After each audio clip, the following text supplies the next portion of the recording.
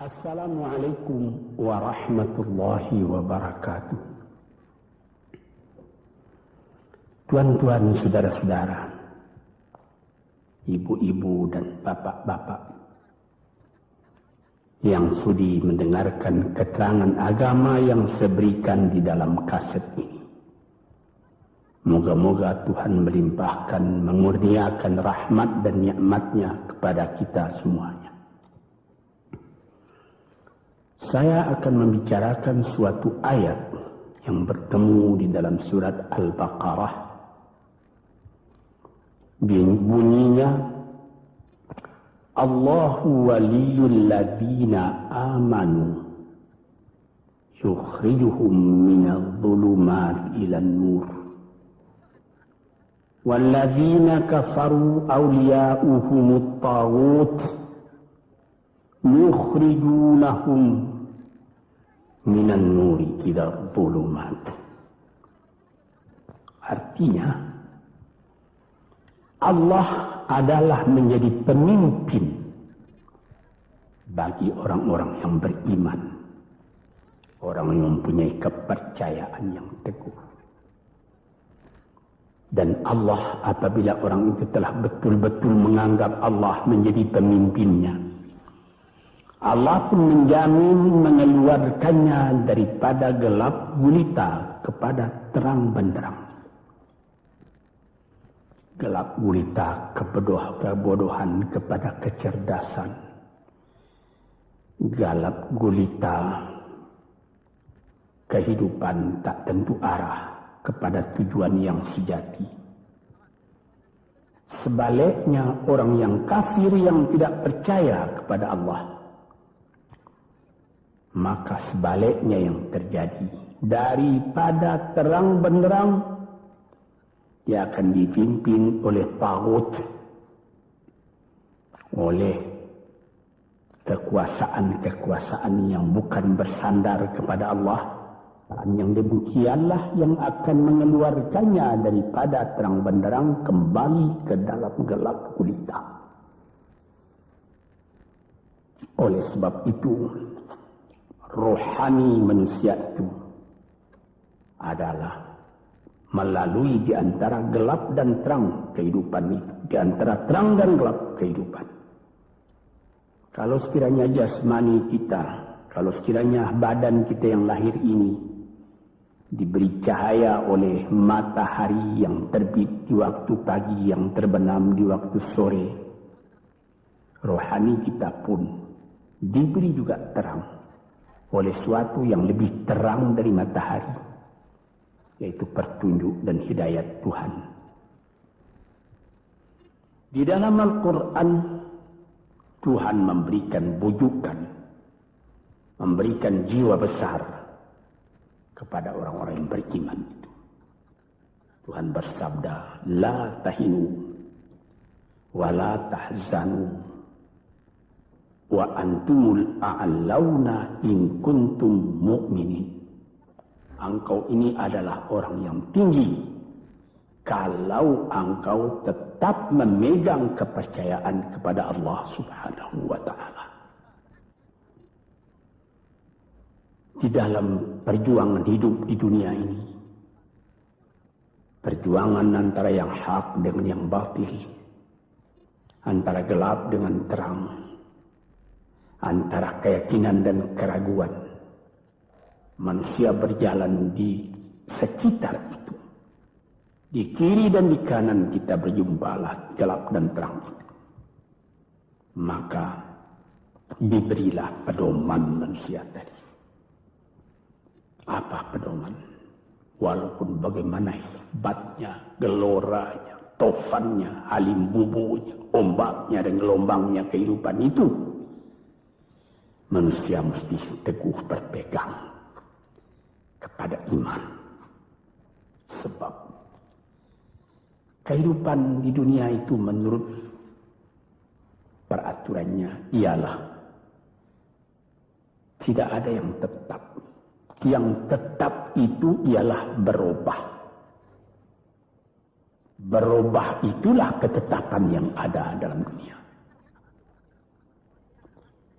Panas sangat terik, benar, nanti akan hujan. Hujan sangat lebat, benar, nanti akan panas. Di suatu tempat terjadi hujan yang lebat, berhari-hari timbul banjir. Ya, banjir itu tidak tiap hari, nanti dia kering lagi. Di laut pun demikian pula. Ada pasang naik, tergenang ke atas. Besok pagi air itu sudah kering lagi, surut pasang. Begitulah kehidupan di dunia itu. Itu harus kita yakini supaya kita jangan terombang-ambing dalam kehidupan itu. Kalau kita sudah mulai terombang-ambing, tahu-tahu walaupun bagaimana terangnya hari, gelap timbul dalam jiwa kita sendiri. Walaupun panas terik, kita berhujan. Hujan oleh keringat kita sendiri. Jadi yang penting di sini menjaga hati itu.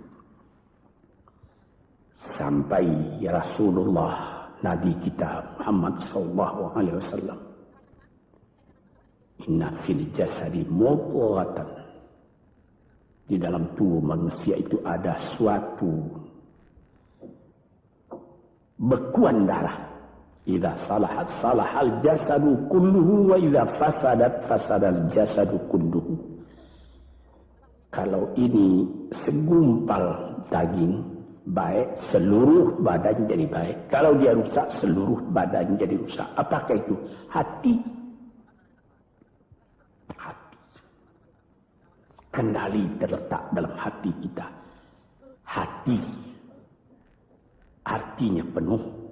Bukan saja berarti pada daging, tapi pada hati dari hati, isi dari hati, atau juga akal kita.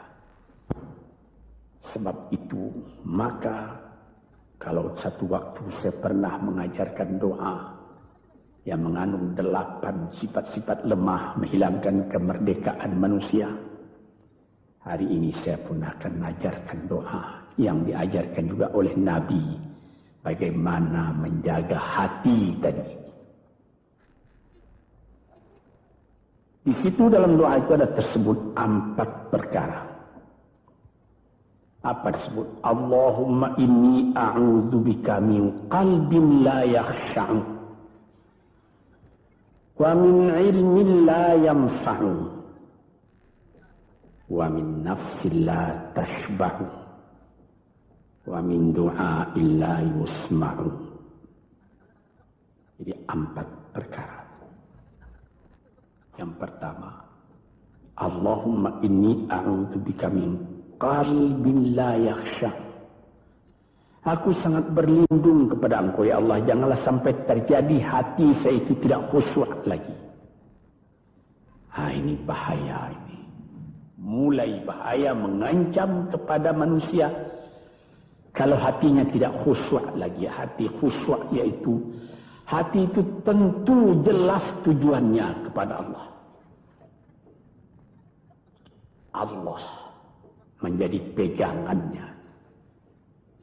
Allah menjadi bentengnya. Allah menjadi ingatannya. Allah menjadi tujuannya.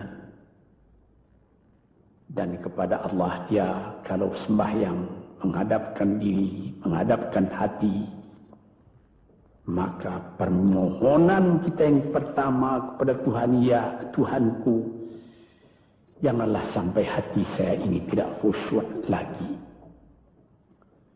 Sebagai orang Islam, kita sembahyang 5 waktu. Di dalam Al-Quran dikatakan sembahyang itu ialah khusyuk, terpadu ingatan kepada Tuhan. Tapi kalau kita sudah, hati itu sudah mulai ditumbuhi penyakit, walaupun sembahyang, mulai sejak Allahu Akbar, pikiran sudah menjalar kepada yang lain. Piutang belum menerima, utang belum terbayar, makanan belum masak, macam-macam lah yang teringat. Padahal kita dalam sembahyang. Ini apa arti sembahyang tadi lagi? Ini sudah mulai berbahaya ini. Banyak orang yang tidak meninggalkan sembahyang, tapi tidak ada bekas dari sembahyang itu kepada kehidupannya. Di dalam sembahyang kita baca inna salati wa nusuki wa mahyaya wa mamati lillahi rabbil alamin. Sesungguhnya sembahyangku dan ibadatku dan hidupku dan matiku sama sekali terserah kepada Allah. Ini dirasakan dalam hati, bukan cuma disebut di dalam mulut. Sebagaimana dikatakan, bukan jadi lip service sebagai satu tangan penggosok-gosok mulut, bukan begitu. Yang dari hati. Kalau sudah dari hati yang khusyuk, ini berbekas kepada kehidupan. Aku tak takut menghadapi segala keadaan dalam hidup, sebab hatiku bertali dengan Tuhan. Dari Tuhan aku datang, kepada Tuhan aku akan kembali. Ini namanya hati yang khusyuk. Tapi kalau sekiranya bacaan tetap fasih, tapi tidak ada lagi dari hati, melainkan rutin saja. Mayang 5 waktu sehari semalam, tapi tidak merubah kepada perangai, tandanya sembahyang tadi tidak khusyuk. Ini yang pertama kita minta kepada Tuhan. Janganlah sampai kita mempunyai hati yang tidak khusyuk, hati yang tidak teringat kepada Allah. Kalau hati tidak ingat lagi kepada Allah, maka segala pekerjaan yang terlarang sudah ringan saja kita mengerjakan. Menipu, berdusta, membujuk orang lain mengerjakan perbuatan yang salah, mencela, memaki, itu karena tidak ingat kepada Allah, cuma ingat kepada diri sendiri saja. Ini yang pertama. Yang kedua dikatakan, wa min ilmin la yanfa'. Dan aku berlindung kepada Engkau ya Allah daripada ilmu yang tidak memberi manfaat. Padahal disebutkan oleh ahli-ahli, ilmu yang memberi manfaat itu membawa manusia kepada iman. Al-ilmu yad'u ilal iman. Ilmu itu membawa manusia kepada iman. Sekarang sudah ilmu banyak, tapi tidak membawa kepada iman, melainkan membawa kepada celaka.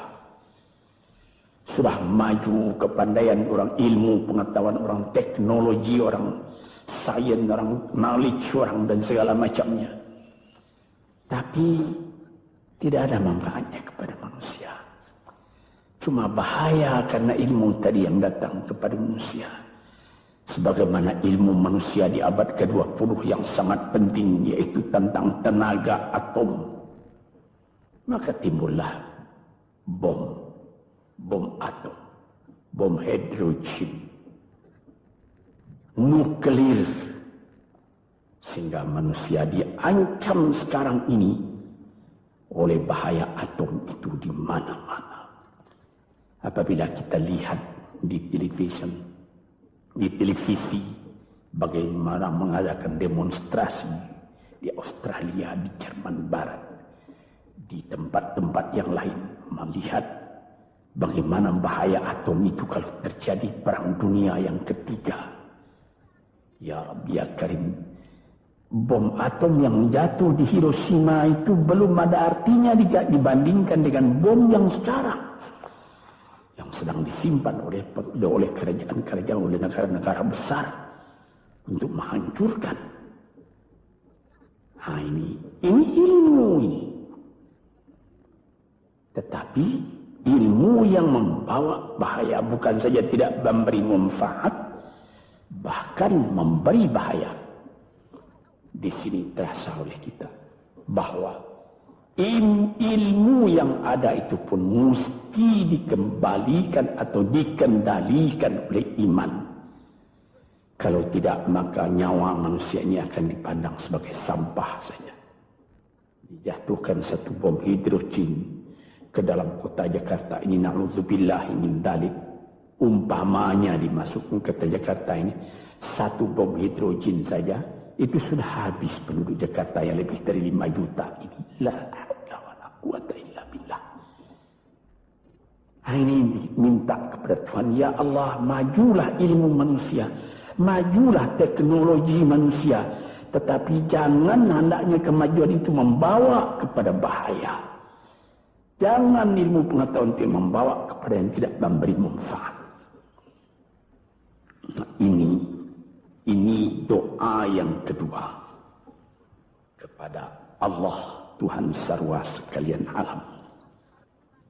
Yang ketiga disebut lagi wa min nafsin la tashba'u, dan aku berlindung kepada Allah daripada nafsu, daripada diri, daripada ego, daripada tiap-tiap masing-masing diri ini yang tidak merasa kenyang. Ini juga bahaya besar. Inilah yang menimbulkan penjajahan di dunia. Inilah yang menimbulkan, disebut dalam bahasa Arab, al-ghazwul fikri, penjajahan. Sesudah Perang Dunia Kedua sudah banyak negeri-negeri yang merdeka, tetapi sekarang timbul lagi penjajahan baru. Apa? Penjajahan fikiran. Sehingga bangsa yang merdeka tadi tidak merdeka lagi fikirannya. Dia merdeka di dalam meniru kepada bangsa yang lebih kuat. Itu namanya terjajah juga. Jadi tuan-tuan yang terhormat, apa pangkalnya ini? Daripada nafsu serakah manusia. Nafsu serakah manusia sebagaimana tersebut di dalam hadis. Lau kana libni adama wadiyani min dhahabin labtagha salisan. Wa ma yamla'u jawfubni adama illa turab. Kalau manusia itu mendapat suatu lembah yang penuh dengan kekayaan emas, suatu lembah, dia ingin supaya mendapat satu lembah lagi yang penuh juga dengan emas. Dapat 2 lembah, dia minta 3 lembah lagi yang penuh dengan iman. Nafsu manusia tidak pernah kenyang. Padahal akhirnya kalau dia sudah menutup mata, tidak ada yang akan memenuhi perutnya melainkan tanah. Saya teringat akan cerita yang disampaikan oleh Graf Leo Tolstoy, pujangga Rusia yang terkenal, bahwa orang yang tidak mempunyai nafsu yang kenyang itu, pada suatu hari katanya, ada satu orang kaya mempunyai tanah yang luas. Dia mengatakan kepada orang, boleh tuan-tuan mengambil tanah kepunyaan saya ini, berapa tuan suka, berapa tuan mau. Syaratnya cuma begini, sepanjang yang tuan berjalan dari timur ke barat, lantas sebelum matahari terbenam, tuan sampai kembali ke tempat tuan melangkah pertama tadi. Berapa saja tuan suka, boleh ambil tanah ini. Maka datanglah si tamak tadi. Tuan yang punya asli tanah tadi mengatakan, bawalah bakal, jangan lapar di jalan nanti. Baik, dibawanya nasi sebungkus, dia berjalan, jalan. Dari pukul 7 pagi. Kalau diambil kekuatan, hendaknya pukul 10 dia sudah makan. Melangkah lagi beberapa ratus meter atau sekian, nanti boleh kekuatan buat kembali. Sehingga sebelum matahari terbenam, dia sudah sampai ke tempat dia menuju bermula. Tetapi ini orang bernafsu betul, dia minta supaya banyak tanah yang didapatnya. Dibawanya nasi sebungkus, tapi dia tidak jalan, di tengah jalan tak berhenti, kan nanti berapa meter itu nanti kalau saya berhenti, tanah yang kurang buat saya. Dia terus berjalan. Dia tidak ingat bahwa kekuatan masa pergi yang lebih cepat dengan kekuatan masa pulang yang lambat itu dia tidak taksir. Dia berjalan saja cepat-cepat. Sudah pukul 1 hari, sudah jauh perjalanan. Lantas nanti kembali.